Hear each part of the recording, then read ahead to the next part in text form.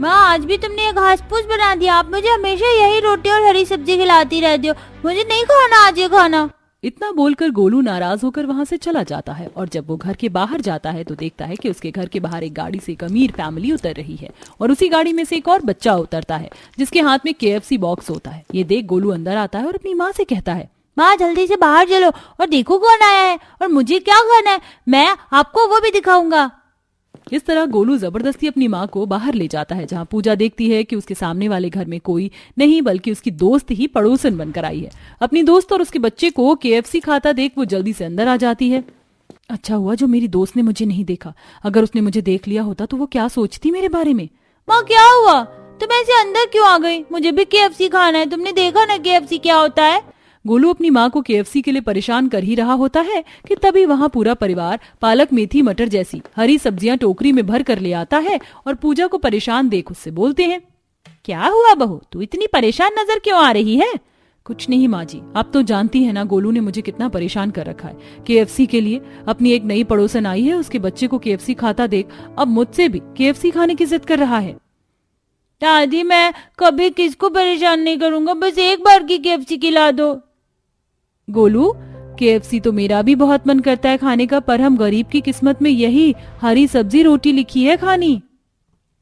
उदास काजल इतना बोलकर चुप हो जाती है और पूरा परिवार वही रोटी और हरी सब्जी खाता है। इसी तरह 2 दिन बीत जाते हैं और पूजा की दोस्त दिशा KFC ऑर्डर करती है और जब उसके घर KFC का ऑर्डर आता है तो आसपास के लोग उससे कहते हैं, अरे बहन जब से आई हो हम रोज देख रहे तुम KFC खाती हो। ऐसा नहीं है बहन, यह KFC तो मेरे बेटे को पसंद है, वही नहीं मानता है। भाभी वैसे हमारी जो नई पड़ोसन आई है बहुत अच्छी है, मैं तो कहती हूँ कि आप भी एक बार मिल लो। काजल पड़ोस की ही तो है, आज नहीं तो कल मिल लूंगी। क्या माँ आज भी तुमने ये हरी सब्जी बना दी और बुआ तुम भी वही खा रही हो? देखो ना आज फिर राजू KFC खा रहा है, मुझे भी KFC खाना है। बेटा आज घर में जो रोटी और घिया की सब्जी बनी है वही खा ले, KFC हम तुझे फिर कभी खिला देंगे। आप बस मुझसे झूठ कहते हो, बुआ आपको तो KFC खानी है, चलो ना बाहर से KFC लेकर आते हैं। हाँ गोलू मुझे भी KFC खानी है पर आज मेरा पेट भरा हुआ है, हम कल चलेंगे। बड़ी मुश्किलों से काजल गोलू को मनाती है और इसी तरह 2 दिन बीत जाते हैं। बहू आज मेरे पैरों में बहुत दर्द हो रहा है, आज तू खेत जाकर रवि और अपने ससुर जी को खाना दिया। हाँ माँ जी मैं बस अभी जाती हूँ। इतना बोलकर जैसे ही पूजा खाना पैक करके गोलू के साथ घर के बाहर जाती है वो देखती है कि दरवाजे पर राजू दिशा को KFC के लिए परेशान कर रहा है। माँ मुझे KFC खानी, मेरे साथ बाजार चलो। हे भगवान घर के बाहर तो मेरी दोस्त, और अगर उसने मुझे देख लिया तो। अपने दोस्त को देख पूजा अपनी दोस्त की तरफ पीट कर घूम जाती है और अपने बेटे के हाथों में खाना देती हुई उससे कहती है, बेटा मुझे कुछ काम याद आ गया और दादी की भी तबीयत ठीक नहीं है, इसलिए ये तुम खाना लेकर खेत पर चले जाओ। माँ अगर मैं आपका काम करूंगा तो आप मुझे KFC खिलाओगे ना, राजू की माँ की तरह? हाँ बेटा जाओ। इस तरह पूजा अपने बेटे के हाथ से खाना भिजवा देती है और खुद घर में आ जाती है। अब ऐसे ही एक दिन जब पूजा घर के बाहर जाकर तार पर कपड़े उतारने लगती है तभी वो देखती है कि दिशा अपने बेटे के साथ KFC लेकर आ रही है और एक बार फिर दिशा को देख पूजा जल्दी से सारे कपड़े अंदर ले आती है और ये सब दिशा देख लेती है। बड़ी अजीब औरत है, मुझे देखकर हमेशा भाग क्यों जाती है। माँ देखो गोलू घर के बाहर बैठे, मैं आज गोलू के साथ खाऊंगा KFC। इतना बोलकर राजू अपना KFC लेकर गोलू के पास आ जाता है और पहली बार गोलू KFC खाता है और ये सब कुछ रवि देख लेता है। गोलू ये सब क्या है, हम तुम्हें KFC नहीं खिला सकते तो तू KFC अब मांग कर खाने लगा। अरे नहीं भाई साहब उसने मांगा नहीं है, मेरे बेटे ने अपनी मर्जी से दिया है। दोनों बच्चे दोस्त हैं, उसे डांटिए मत। घर के अंदर बैठी काजल और आशा जब से बाहर से आ रही आवाज सुनती हैं तो आशा अपनी बहू से कहती है, बहू मुझसे तो उठा ही नहीं जा रहा, एक बार देख कर तो आ क्या हो रहा है। काजल मैं सब्जियां काट रही हूँ, तुम बाहर जाकर देख लो। अपनी दोस्त की आ रही आवाज सुनकर जानबूझकर पूजा घर के बाहर नहीं जाती और काजल को भेज देती है, जिसके बाद काजल रवि और गोलू के साथ घर में आती है। अब समय यूं ही बीतता है और एक दिन जब खुद दिशा उनके दरवाजे पर आती है, बहन जी दरवाजा खोलिए, कुछ बात करनी है। माँ जी लगता है हमारी नई पड़ोसन आई है पर मुझे कमजोरी लग रही है और चक्कर भी आ रहे हैं, आप जाकर बात कर लीजिए ना। एक बार फिर पूजा दिशा का सामना ना कर अपनी सास को भेज देती है। अरे आंटी जी आपकी बहू नहीं आई, एक बार उन्हें भी बुला देती। बेटा मेरी बहू की तबीयत कुछ ठीक नहीं है। चलिए कोई बात नहीं, आज शाम को मेरे बेटे का जन्मदिन है और उसे KFC बहुत पसंद है तो मैंने अपने घर पर बच्चों के लिए एक छोटी सी KFC की पार्टी रखी है, आप गोलू को भी भेज देना। इतना बोलकर दिशा वहां से चली जाती है और शाम को गोलू राजू के घर जाता है जहाँ KFC की पार्टी होती है। अब कुछ केएफसी खाकर गोलू घर में केएफसी लेकर आता है और अपनी बुआ को देते हुए कहता है, जो सबके साथ बैठकर साग और रोटी खा रही थी। आज मैं आपके लिए केएफसी लेकर आया हूँ। मेरा दोस्त बहुत अमीर है, आज उसने दूसरी बार मुझे केएफसी खिलाई है। वो तो रोज खाता है और हम यहाँ ये पालक मटर जैसी हरी सब्जी खाते हैं। ये तो बहुत अच्छी बात है, काश कि मेरा भी ऐसा कोई अमीर दोस्त होता। लो भाभी, तुम ही खाओ ये हरी हरी गोभी मटर, आज तो मैं केएफसी खाकर पेट भरूंगी। अपने बेटे और नंद की बातें सुनकर पूजा दुखी हो जाती है और इसी तरह सब घर में बनी गोभी मटर रोटी खाकर सो जाते हैं। ऐसे ही कुछ दिन बीत जाते हैं और एक दिन जब पूजा अपनी सास के साथ बाजार जा रही होती है तो वो घर से निकलती घूंघट कर लेती है और ये देख आशा हैरान रह जाती है। अरे बहू, तू तो घूंघट कभी नहीं करती थी, फिर तूने आज घर से बाहर निकलती घूंघट क्यों कर लिया? माँ जी, बड़ी धूप लग रही है और देखिए ना हवा कितनी तेज है, सारी धूल आंखों में जा रही है। आखिर ये औरत ऐसा क्यों करती है? अब तो मुझे इसका चेहरा देखना है, आखिर ये मुझे देखकर घूंघट क्यों कर लेती है? आखिर ये है कौन जो मुझसे छुप रही है? दिशा को आए 3 महीने हो चुके थे, पर अब तक उसने अपनी पड़ोसन का चेहरा नहीं देखा था और अब दिशा पूजा की इन हरकतों को नोटिस करने लगती है। इसी तरह एक दिन जब पूजा अपने बेटे को लेने स्कूल जा रही होती है तो जानबूझकर दिशा अपना पालतू कुत्ता घर के बाहर छोड़ देती है और उसका कुत्ता बाहर घूंघट में झाड़ू लगा रही पूजा की साड़ी खींचने लगता है। ये देख पूजा डर जाती है और खुद ही पल्लू हटाकर कुत्ते को भगाने लगती है और तभी वहां दिशा आ जाती है और अपनी दोस्त से कहती है, तो इस घूंघट के पीछे तू निकली पूजा? पर पूजा, तू मुझसे चुप क्यों रही थी? और तेरी शादी तो मेरी तरह अमीर घर में हुई थी, फिर तू इतने छोटे से घर में कैसे आ गई? मैं जानती थी तुम मुझसे ऐसे ही सवाल करोगी, पर मैं डरती थी कहीं तुम मेरी गरीबी का मजाक ना बनाए, बस इसलिए तुमसे छुप रही थी। मेरी शादी एक अच्छे घर में होने वाली थी पर उन्होंने रिश्ता तोड़ दिया और बदनामी के चलते मेरे माता पिता ने इस घर में मेरी शादी कर दी। मेरा परिवार काफी गरीब है, अगर हमारी खुद की हरी सब्जियों की खेती ना हो तो शायद हम खाने के लिए भी मोहताज हो जाएं। पूजा, तेरे साथ इतना सब कुछ हो गया और तूने मुझे बताया भी नहीं। क्या हम दोस्त नहीं? मैं करूंगी तेरी मदद, पर उससे पहले हम आज बहुत दिनों बाद मिले हैं तो पहले की तरह एक साथ केएफसी खाएंगे और पुरानी यादों को ताजा करेंगे। तू जानती है मैं जब से तुझसे अलग हुई मैंने केएफसी खाना ही छोड़ दिया है। पर अब हम सालों बाद मिले हैं तो आज न सिर्फ हम दोनों दोस्त बल्कि हमारे बच्चे भी एक साथ केएफसी खाएंगे और ये मेरी तरफ से एक छोटी सी पार्टी है, मना मत करना। इस तरह उस दिन दोनों दोस्त मिल जाती हैं और दिशा सभी के लिए केएफसी मंगवाती है, जहां पूजा ना सिर्फ अपने पूरे परिवार के साथ बल्कि अपनी दोस्त के साथ बैठकर काफी दिनों बाद केएफसी खाती है। और कुछ दिनों बाद दिशा की ही कंपनी में रवि की छोटी सी नौकरी लग जाती है और खेती का काम आशा, ससुर जी और काजल संभालने लगती हैं। इस तरह उनके आर्थिक स्थिति धीरे धीरे सुधरने लगती है और अब वह लोग हर अच्छे मौके पर केएफसी खाकर अपने दिन को एंजॉय करते हैं। कितना सुंदर घर है मेरा, कॉरिडोर में भी शीशे लगे हैं और बाहर से भी रेलिंग की साइड पूरा शीशा लगा हुआ है। भाभी, आप क्या देखने लगी? अंदर चलिए ना। आजा बहू, मैं तुझे अपना पूरा घर घुमाती हूँ। आखिर तू इस घर की बहू है और कल तेरी पहली रसोई भी है। ये कॉरिडोर देख रही है, इसमें पूरा शीशा मैंने अपनी मर्जी से लगवाया है। मेरी एक दोस्त है, मैंने उसके घर देखा था, उसका कॉरिडोर मुझे बहुत अच्छा लगा, इसलिए मैंने भी अपने घर के कॉरिडोर में ये शीशा लगवा दिया। इनसे आर पार दिखता है तो अच्छा व्यू लगता है। इतना बोलकर गीता अपनी बहू को रसोई में ले जाती है, जहां अपनी पूरी शीशे की बनी रसोई देख नूपुर की आंखें खुली की खुली रह जाती हैं। भाभी, माँ ने ये रसोई अभी आपकी शादी से कुछ दिन पहले ही बनवाई है। बहू, मैं बहुत ट्रेंडिंग लेडी हूँ, जो भी ट्रेंड में नया आता है वो मैं अपने घर में ले आती हूँ। मैंने कहीं देखा था इसलिए मैंने अपनी रसोई शीशे की बनवा ली। मेरा ससुराल कितना अमीर है, कॉरिडोर से लेकर रसोई तक सब कुछ शीशे का बना है और मायके में मैं मिट्टी के घर में कैसे अपनी जिंदगी बिता रही थी।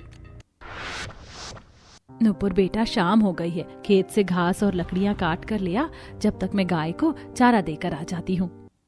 माँ, सारी जिंदगी तो मेरी मिट्टी में ही बीत जाएगी, पता नहीं कब वो दिन आएगा जब मैं किसी अच्छे घर में जाऊंगी।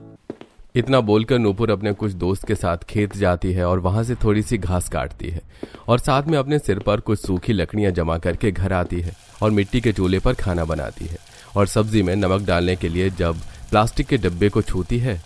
माँ, प्लास्टिक के डब्बे जल्दी साफ नहीं होते, देखो कितना चिपचिपा है ये। कम से कम एक तो कांच का डब्बा घर में ले आओ। शीतल के भी घर में कांच के डब्बे आ गए। जब तू अपने ससुराल जाएगी ना तो अपने पति की कमाई से ना सिर्फ कांच का डब्बा लेना बल्कि पूरा घर कांच का बनवा लेना। देखो माँ, मैं अपने ससुराल में आ तो गई पर यहाँ मैं नहीं बल्कि मेरी सास ट्रेंडिंग है जिसने पूरी रसोई कांच की बनवा दी। मेरा तो सपना ही पूरा हो गया। नूपुर अपने ससुराल में आकर काफी खुश होती है और अगले दिन उसकी पहली रसोई होती है और वो अपने कांच की रसोई में खाना बनाने जाती है। यहाँ तो सब कुछ कांच का है, ये बर्तन, ये सेफ, इसमें रखे मसाले के डिब्बे, खाने के लिए कांच के बर्तन। अरे भाई, सारा काम आराम से करना होगा, कहीं कुछ टूट ना जाए। पहले सब्जी काट लेती हूँ। पहले वो सब्जी काट कर कांच के बर्तन में बनाती है। मसाले के डिब्बे को आराम से रखकर सब्जी में सारे मसाला डालती है, फिर आटा गूंथती है और नूपुर सारे कामों को काफी आराम से करती है ताकि कुछ टूट न जाए, जिस वजह से उसे खाना बनाने में समय लग जाता है। और खाना बनाकर जब वो सभी कांच के बर्तन को अपनी जगह पर रखने लगती है तो बर्तन गर्म होने की वजह से उसका हाथ जल जाता है। अरे यहाँ के तो सारे बर्तन भी गर्म हो गए। काम करती हूँ, पहले सबको खाना खिला देती हूँ, उसके बाद आकर रसोई की सफाई कर लूंगी और सारे सामान अपनी जगह पर रख दूंगी। वैसे भी सब कुछ काफी ज्यादा गर्म हो गया है। नूपुर रसोई को फैला हुआ छोड़कर बाहर जाती है और सभी को खाना परोसने लगती है और उसके दिमाग से निकल जाता है और वो कांच के गिलास को कांच के टेबल पर थोड़ा कस के रखती है। ये देख गीता अपनी बहू से कहती है, अरे बहू, थोड़ा आराम से बर्तन टेबल पर रखो। टेबल और बर्तन दोनों ही कांच के हैं और जानती हो ये कितना महंगा है। मेरे सभी दोस्तों में से सबसे महंगे कांच के बर्तन और टेबल मेरे ही पास है। अगर टूट गए तो सारे पैसे बर्बाद हो जाएंगे। कोई बात नहीं माँ, आज नूपुर का पहला दिन है, वो धीरे धीरे सब समझ जाएगी। अब नूपुर सारी चीज बड़े ही प्यार से उठाती और उन्हें रखती है। कुछ देर बाद वो रसोई में जाती है और सफाई करने लगती है। सारे तेल के छींटे शीशे पर पड़ गए और ये शीशे साफ भी नहीं हो रहे। बेकार ही प्लास्टिक के धब्बों को कोसती थी। इन शीशे से अच्छे तो प्लास्टिक के डब्बे थे जो गर्म भी नहीं होते थे और जल्दी गंदे भी नहीं होते थे, पर ये कांच तो छूते ही गंदे हो जाते हैं। सारा काम खत्म करके नूपुर अपने कमरे में आराम करने के लिए चली जाती है। इसी तरह कुछ दिन बीत जाते हैं और एक दिन नूपुर अपनी सास के साथ मार्केट जाती है, जहां गीता एक दुकान में किसी को फिश पॉट लेता हुआ देखती है।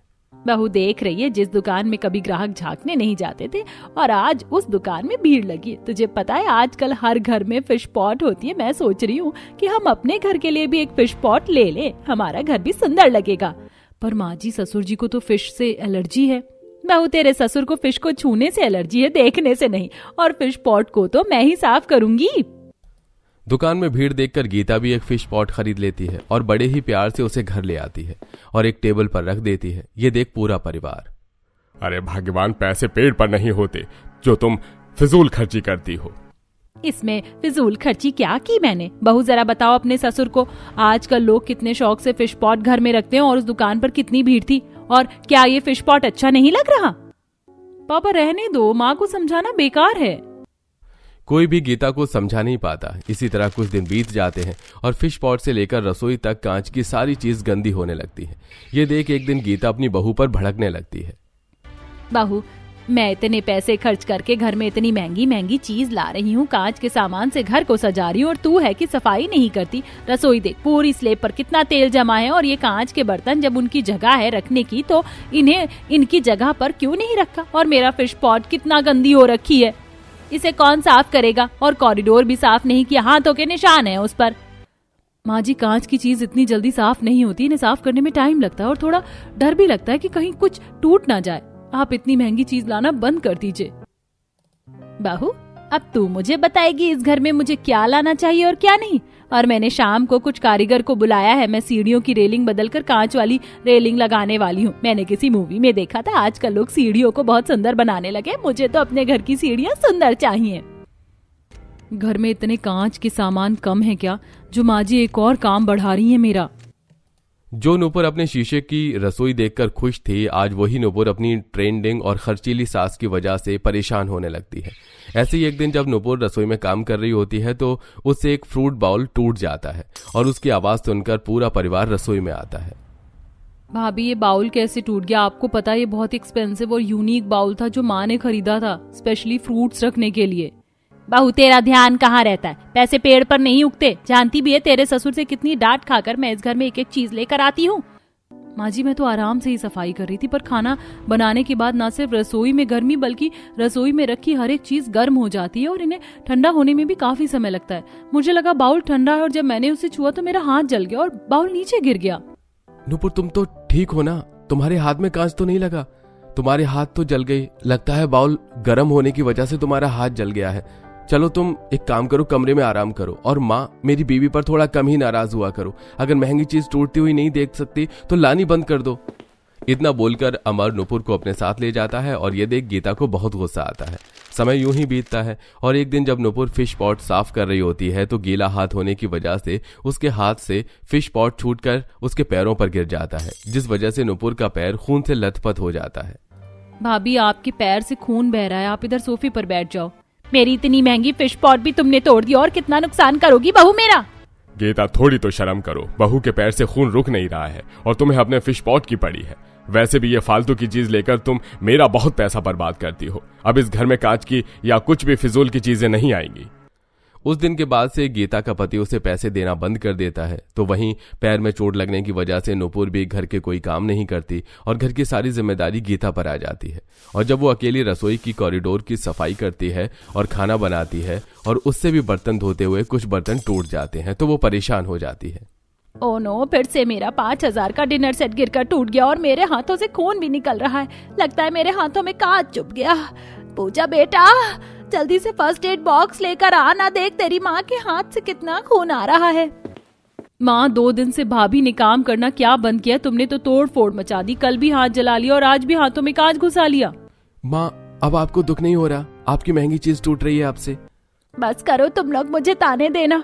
अब मुझे समझ में आ गया कि मैं कितनी फिजूल खर्ची करती थी और कितना ज्यादा शो ऑफ कर रही थी। बहू के साथ मैंने गलत किया, इसलिए अब मैं सिर्फ वही चीज लूंगी जो जरूरत की होगी और सबसे पहले इस रसोई को नॉर्मल रसोई में बदलूंगी, क्योंकि ये पूरा कांच गर्म हो जाता है और इतनी ज्यादा गर्मी में खाना बना पाना मेरे बस की तो नहीं है। जब गीता पर खुद बीतती है तो उसे अपनी गलतियों का एहसास होता है और वो सब कांच से नॉर्मल कर देती है।